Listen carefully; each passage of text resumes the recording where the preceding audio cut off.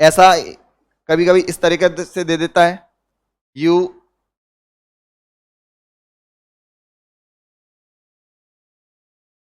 Might have heard this song, you might have heard this, आपने ये गाना सुन रखा होगा। अब दिक्कत क्या आती है इस तरह के सेंटेंस में कि एक तो इधर क्या दिया हुआ है, माइट, तो हमने पढ़ा कि मॉडल के बाद तो क्या आती है, first form, model plus B, और हैव भी दिया हुआ है तो हम करते हैं हैव का हैव बीन होता है। तो दो कॉन्सेप्ट आ रहे काम। अभी हमने क्या देखा था, ऐसी सिचुएशन बने तो बाद वाले में आपको चेंज करना है। बाद वाली वर्ब कौन सी हुई, तो आपने लिखा यहां पर यू सब्जेक्ट है, माइट हैव हर्ड क्या हुआ इसका वर्ब, और दिस सॉन्ग क्या हुआ इसका ऑब्जेक्ट। तो आपने सबसे पहले क्या लिखा, दिस सॉन्ग। अब देखो यू के साथ माइट, दिस सॉन्ग के साथ भी might, this song might have been heard, हाँ हियर जो होता है ना उसकी सेकंड और थर्ड फॉर्म होती है, और बाय क्या,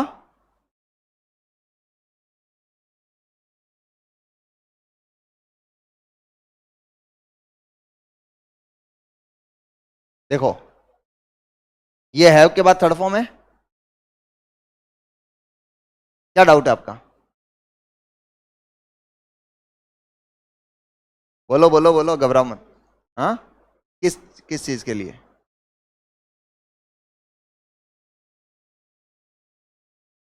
देखो ये सेंटेंस जो है एक्टिव में हैव के बाद थर्ड फॉर्म है, हैव के बाद थर्ड फॉर्म आता ना, हियर वर्ब होते ना हियर, तो हियर की सेकंड और थर्ड फॉर्म होती है हर्ड और हर्ड, ठीक है, हियर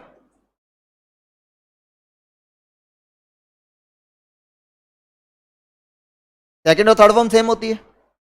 एक्टिव में हैव के बाद थर्ड फॉर्म दे रखी है, तो पैसिव में भी थर्ड फॉर्म ही चाहिए ना। चलो क्या हुआ इस सॉन्ग के साथ, चलो क्वेश्चन अच्छा है। मेरे लाडले भाई ने कहा है कि सर यहां पर दिस सॉन्ग है, तो दिस सॉन्ग के साथ में यहां पर क्या हैव नहीं है जाना चाहिए, ठीक है। इसमें सब्जेक्ट वर्ब अग्रीमेंट पढ़ते वक्त भी हमने एक रूल पढ़ा था कि याद करो मैंने क्या कहा था, जैसे मान लो कोई भी सब्जेक्ट है, उस सब्जेक्ट के बाद में दो तीन चार वर्ब आ रही है, एक सेंटेंस में दो तीन चार वर्ब आ सकती है ना, जैसे मैंने बोला हैज बीन डूइंग, इस तरीके से हम लिखते हैं। तो जब सब्जेक्ट के अकॉर्डिंग जो वर्ब होती है ना, वो पहली वर्ब चेंज होती है, बाकी वाली वर्ब जो है वो बेस फॉर्म में रहती है। कल याद है कैसी बात की थी हमने, बाकी वाली वर्ब बेस फॉर्म में रहती है। तो जब भी आपको करना होगा ना, अगर मान लो यहां पर हैज होता तो आप हैव होता तो सॉन्ग के अकॉर्डिंग हैज कर सकते थे, लेकिन दूसरे जितनी भी वर्ब के बाद वाली जो वर्ब आ रही है ना वो बेस फॉर्म में रहेगी। आप कभी भी विल हैज नहीं कर सकते, विल हैव ही रहेगा, बेस फॉर्म होती है हैव। तो आपको अगर चेंज करने की आवश्यकता पड़ती तो पहली वर्ब को चेंज करता है सब्जेक्ट के अकॉर्डिंग। चलो एक काम करो, समझ के इसको लिख लो आराम से,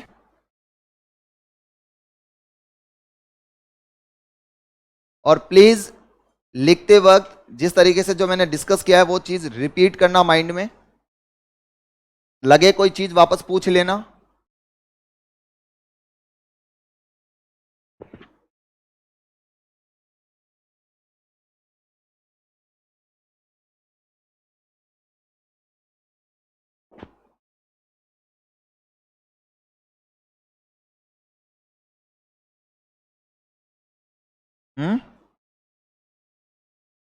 सब्जेक्ट के नीचे डूअर करता, कल हमने पढ़ा ऐसा ना कि एक्शन वर्ब के साथ में ईयर लगाने से एक्शन को करने वाला बन जाता है, कुकर,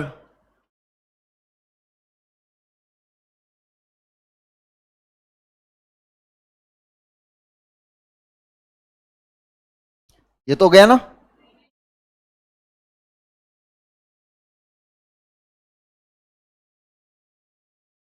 आप लोग बोल दिया अगर खुद सर नेक्स्ट, ये लिख रहे हैं देखो।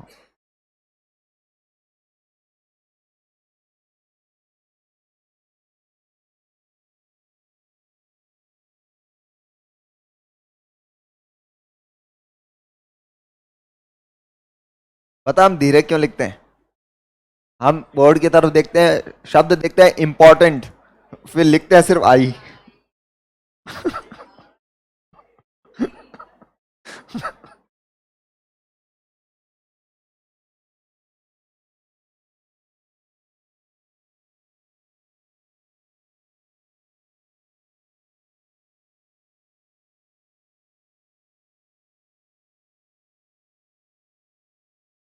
हमारे जो इंग्लिश सब्जेक्ट वाले बैचेस में जो स्टूडेंट्स आते हैं, कई बार वो ऐसे हरकतें करते हैं, तो फिर दूसरे जो सब्जेक्ट्स के स्टूडेंट्स होते हैं ना, वो कुछ भी बोले ना, हमें बुरा ही नहीं लगता।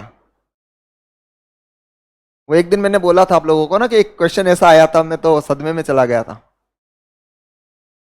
मतलब आपको मैं पूछूंगा, देखना वो क्वेश्चन, और आप बता दोगे, एकदम समझ जाओगे उस चीज को, लेकिन सब्जेक्ट के स्टूडेंट से ये क्वेश्चन एक्सपेक्ट नहीं कर सकते। मैंने एक सेंटेंस लिखा, three Brontë sisters were very popular in Victorian era. सुनना ध्यान से, आप लोग बताना एक बार। बोर्ड पर मैंने लिखा थ्री ब्रॉन्टे सिस्टर्स। एक टाइम ऐसा था, ब्रॉन्टे सरनेम है किसी इंग्लिश कंट्री का, तो थ्री ब्रॉन्टे सिस्टर्स लिखकर मैंने तीन नाम लिखे, एमिली ब्रॉन्टे, शार्लेट ब्रॉन्टे और एन ब्रॉन्टे। तो क्लास में से एक, सर, हाँ सर एक सवाल है मेरा। मैं को बोलिए। सर ये जो तीन नाम आपने लिखे हैं, ये आदमी है कि औरत है?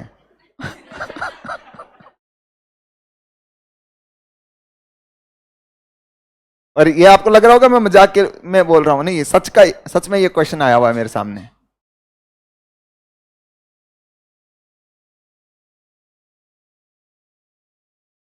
तो अगर कोई ये पूछ ले भाई मेरा कि सर टॉपिक कौन सा चल रहा है, तो कोई दिक्कत नहीं मुझे।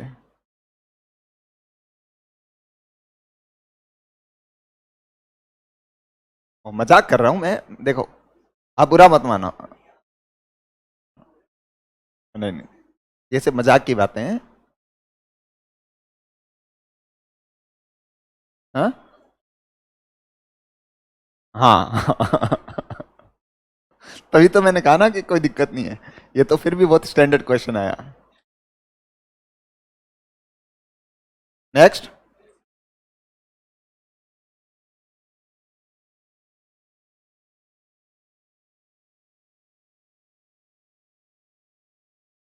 मैं तो टाइम पे आता हूं, मैं बैठा रहता हूं बाहर। मैं फिक्स 12 बजे यहां पर। अब मैं तो क्या कर सकता हूं, देखो मेरे, मैं नहीं कह सकता, और मैं एकदम पंक्चुअल रहता हूं। तो मैं तो, उसके लिए मैं क्या कर सकता हूं, मैं तो देखो कि बोल नहीं सकता। चलो नेक्स्ट।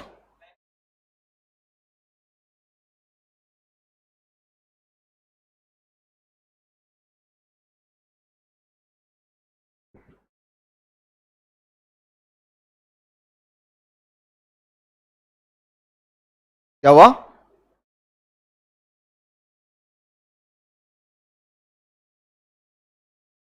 देखो, साइड में हूं मैं।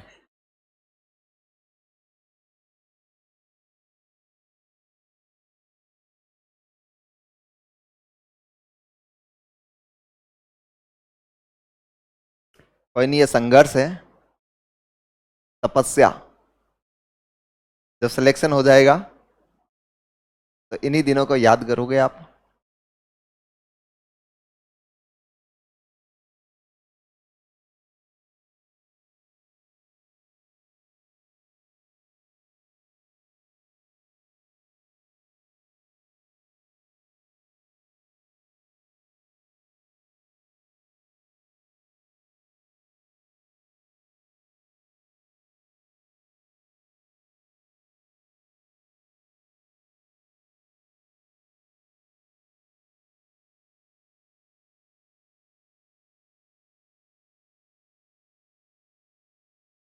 इतनी हंसी कैसे आ रही है? नहीं नहीं जा रहा।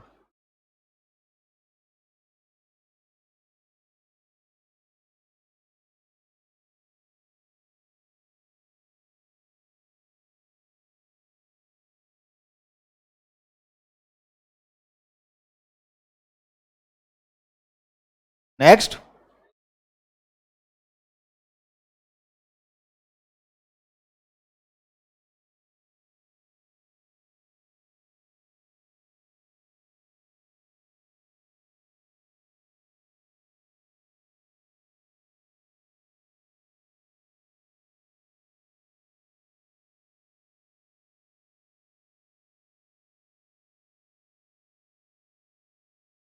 कोई भी नई लैंग्वेज सीखने अगर हो, उसमें इंग्लिश से इजी लैंग्वेज है ही नहीं कोई दुनिया में।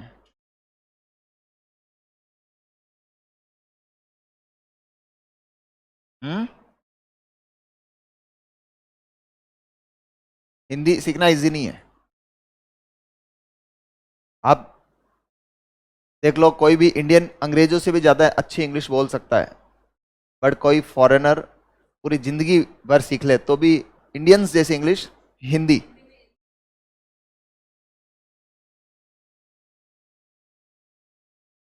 हम्म।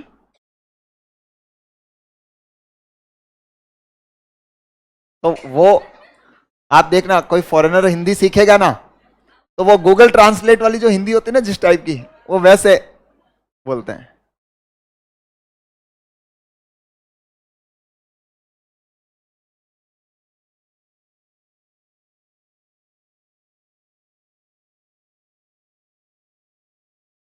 तभी तो कह रहा हूं इंग्लिश अच्छी है। Next, next.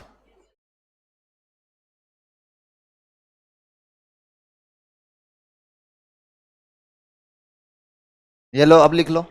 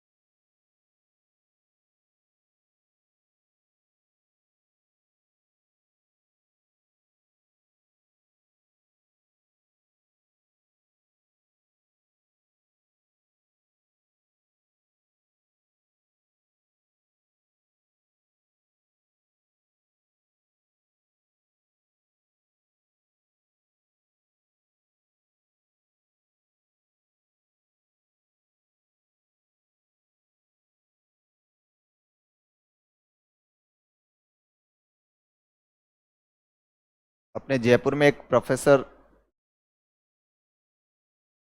हैं, थे तो नहीं बोलूंगा, एक जर्मन राइटर है जॉफ्री लीच नाम से। उनकी एक बुक आती है, इंग्लिश ग्रामर फॉर टुडे। बहुत स्टैंडर्ड बुक है, पूरी दुनिया में फेमस बुक है, पूरी दुनिया भर के यूनिवर्सिटीज और में चलती है। उन प्रोफेसर ने उस बुक के अंदर एरर्स निकालकर उनको ईमेल कर दिया। वो बाकायदा वहां से थैंक्स भी आया उनके पास। तो ये है हम इंडियंस की पावर। अंग्रेजों को भी हम इंग्लिश सिखा सकते हैं।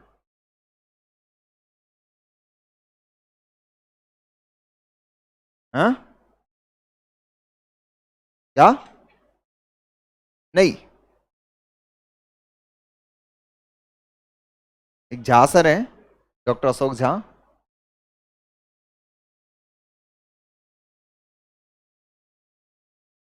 हुआ।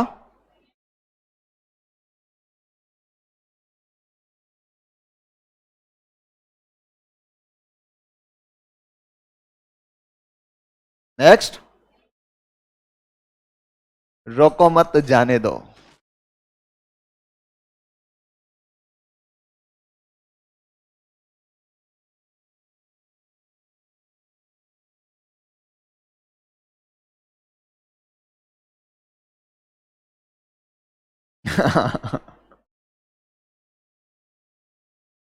हो गया क्या?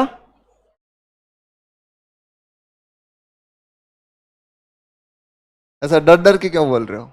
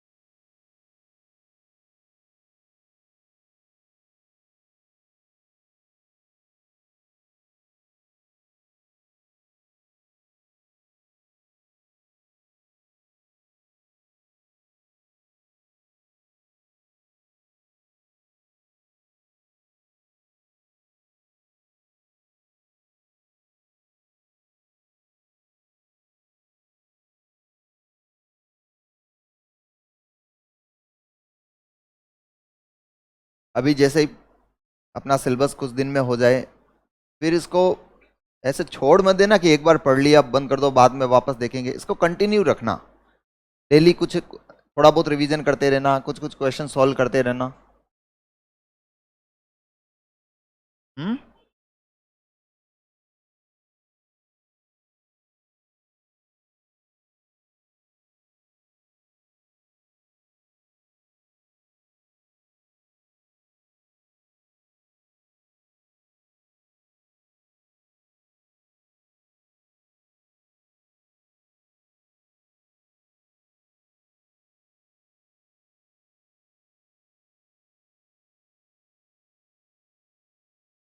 वो अभी शायद बाहर दे देंगे आपको।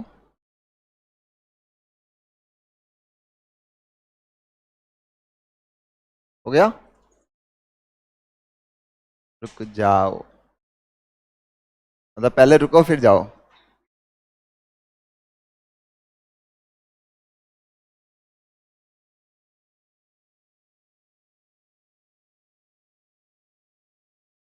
आराम से आराम से। क्या अब जाकर लंच ही तो करना है आपको? हैं? पढ़ाई? लंच फिर कैंसिल? अच्छा। या मेरी तरह लंच डिनर ब्रेकफास्ट सब एक साथ? चलो, थैंक यू वेरी मच। समझ में आ रहा है? बोल दो एक बार। ठीक है फिर। पता करना जरूरी है।